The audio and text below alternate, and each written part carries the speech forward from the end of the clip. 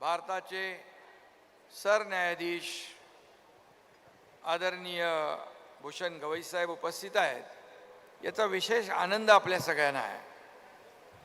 गवई साहेब हे महाराष्ट्राचे सुपुत्रच नाहीत, तर महाराष्ट्राचे ते भूषण पण आहेत.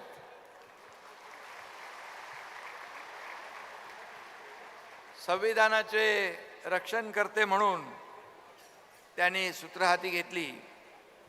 खऱ्या अर्थाने महामानव डॉक्टर बाबासाहेब आंबेडकर यांनी या देशाला संविधान दिलं आणि आम्हाला अभिमान आहे.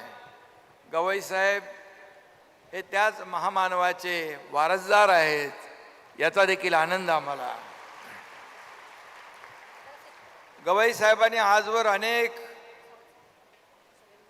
लँडमार्क जजमेंट दिली.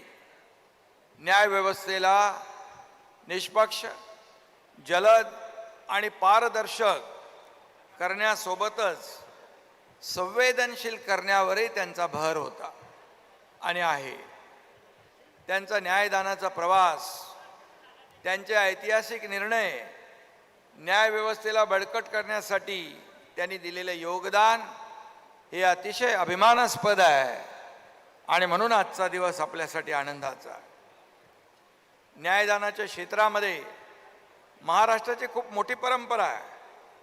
त्या परंपरेतील खऱ्या अर्थाने त्या परंपरेच्या माळेतील गवई साहेब देखील एक मणी नव्हे, एक मुकुटमणी म्हटलं तर वावगं ठरणार नाही.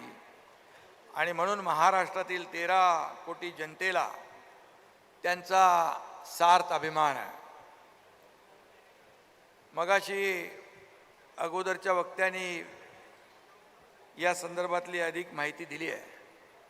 1931 मध्ये छत्रपती राजाराम महाराज यांनी कोल्हापुरात उच्च न्यायालय आणि सर्वोच्च न्यायालय स्थापन केलं. कोल्हापूर गॅझेट आणि कोल्हापूर लॉ रिपोर्टमध्ये त्याचे संदर्भ सापडतात. त्यापूर्वी 1867 मध्ये जिल्हा न्यायालय स्थापन झालं. न्यायमूर्ती महादेव गोविंद रानडे हे कोल्हापूरचे पहिले जिल्हा न्यायाधीश होते. आणि या खंडपीठास मिळालेल्या मंजुरीच्या पार्श्वभूमीवर कोल्हापूर जिल्हा न्यायालयाच्या गौरवशाली भूतकाळाचं आज येथे स्मरण होताना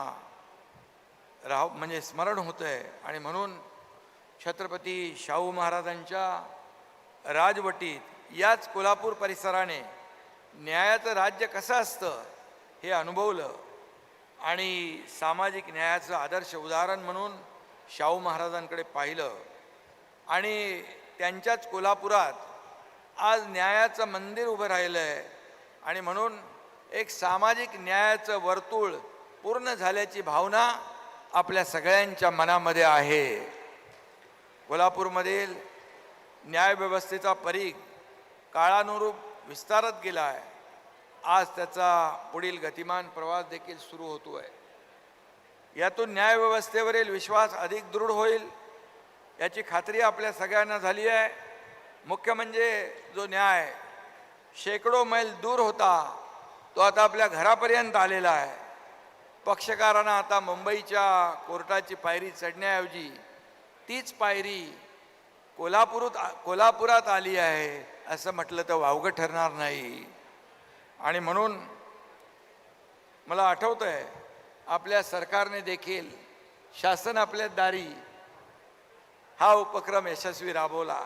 आता न्याय आपल्या दारी आला आहे, हा देखील या ठिकाणी आजचा दिवस भाग्याचा आहे आपल्यासाठी. मी कोल्हापूरकरांचे, वकिलांचे, न्यायवृंदांचे सगळ्यांचं अभिनंदन करतो. कारण इथं न्यायासन आलं पाहिजे हा आग्रह अनेक वर्षाचा होता. तब्बल 42 वर्षानंतर कोल्हापूरकरांनी संघर्ष केला, आंदोलने केली. दीर्घकाळ चाललेल्या लढ्याला महायुतीच्या काळात आणि आता गवई साहेबांच्यामुळे याला न्याय मिळाला आहे, याचा आनंद आपल्याला आहे. न्याय देशाच्या कानाकोपऱ्यात पोहोचला पाहिजे, मागेल त्याला न्याय मिळाला पाहिजे, हा आग्रह नेहमी गवई साहेबांचा असायचा.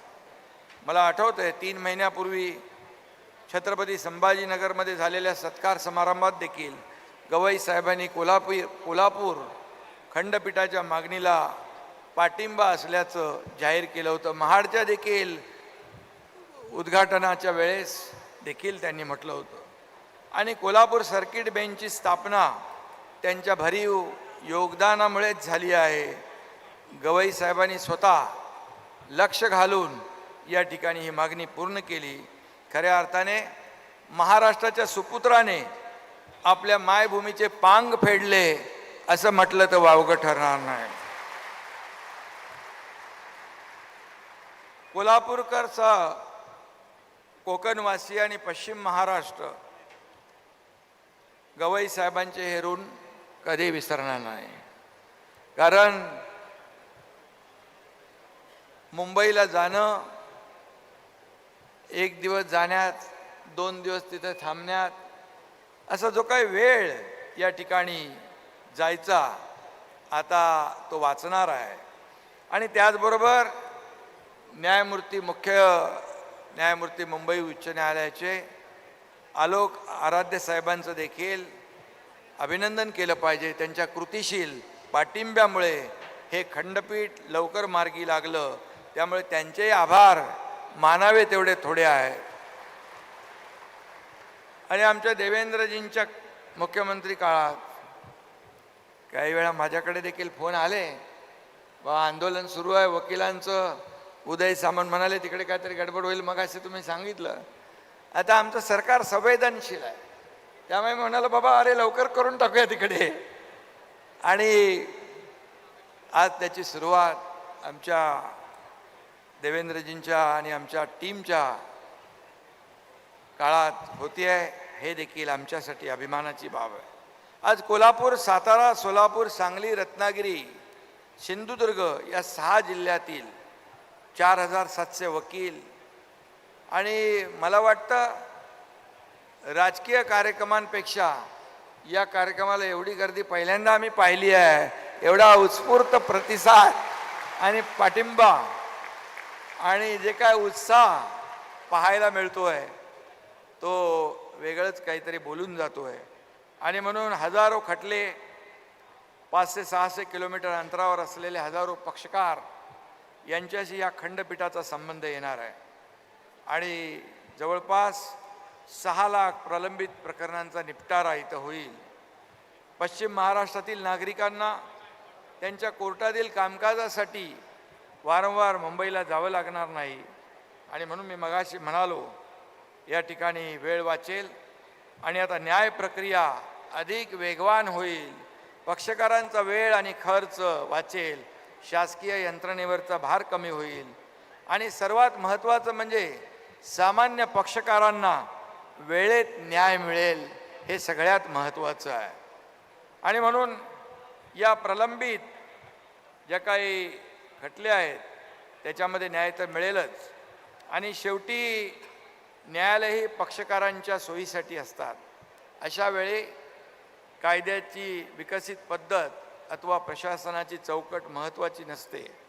आणि म्हणून मगाशी काम सगळं बघत असताना आपण जे जुनं न्यायालय आहे तसंच हेरिटेज त्याचा लूक ठेवणं आणि कोर्टाच्या इमारतीचं काम देखील अतिशय उत्तम झालं. आणि म्हणून सार्वजनिक बांधकाम विभागाचे मंत्री आमचे शिवेंद्र बाबा आणि त्यांच्या टीमचं देखील मी मनापासून अभिनंदन करतो. कारण अतिशय उत्तम दर्जाचं काम या ठिकाणी पाहायला मिळालेलं आहे. आणि आता त्याचं सातत्य आपल्याला टिकवायचं आहे. आणि म्हणून न्यायालयाच्या वेगवान कामकाजासाठी अशा इमारती आवश्यक आहेत. आणि जवळपास देशात माहिती घेतली तर 5 कोटी खटले प्रलंबित आहेत. 1,80,000 खटले 30 वर्षाहून अधिक काळ प्रलंबित आहेत. मोठ्या संख्येतील प्रलंबित खटल्यांचा निपटारा करण्यासाठी वर्षोनवर्षे जातील. पण गवई साहेबांनी जो काय धडाका लावलेला आहे त्यामुळे हे खटले लवकरात लवकर निकालात निघतील आणि लोकांना न्याय मिळेल.